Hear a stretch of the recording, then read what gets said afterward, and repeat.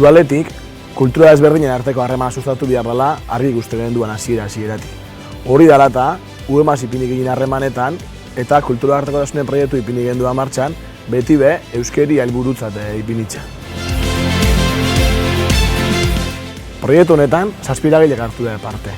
Iturriotzek, Lekitxoko ikastoliak, Lekitxoko eskoliak, musikaiak, Lekitxoko eskola kirola, aurreskoliak eta andraetxiak. Momentuz, balorazioa oso positibo izaten dago, bai guraso eta bai parte hartzen dauden eragileak positaoz prozesuaz eta emoten dauden emaitzakin, eta hau abia puntu bat baino ez da. Helburua da, honez lotuta hemendik aurrera, ekintza desberdinak antolatzea herrira begira. En el proyecto de la Ikastola de la interculturalidad, lo que hemos cambiado ha sido la comunicación interna que se realiza con los padres, ¿no?, de la Ikastola. Hemos pasado del WhatsApp al Telegram para que las personas que no sabemos euskera podamos tener la facilidad de poder traducir lo que es los textos que se mandan en euskera, y, o sea, los textos y las imágenes también, que en eso también nos ayuda bastante.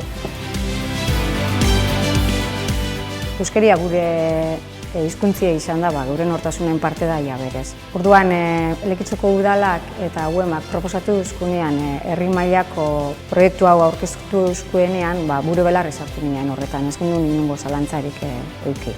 Batzuetan bai ikusten dugu, guraso batzuen parte hartze ez dela oso aktiboa izaten eta hizkuntzak eragin zuzena izaten du. Orduan, aurten Telegram kanala martxan jarri dugu eta kanal hori baliatuko dugu hizkuntza itzulpen simultaneak egiteko eta guraso guztietara heldu ahal izateko.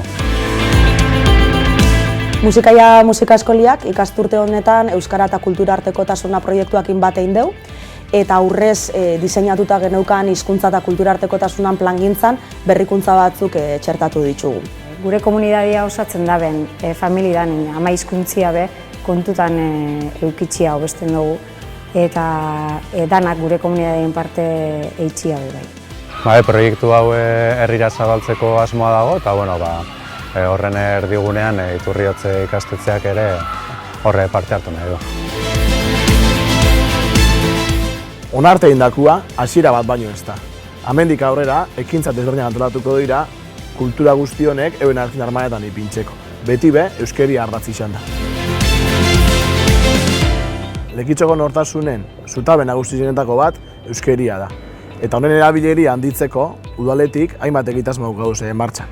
Taberna eta dendarientzako euskera ikastaruak, euskara ikaslearentzako ikastaruak edo gaztientzako guro lehiaketia antolatu dira.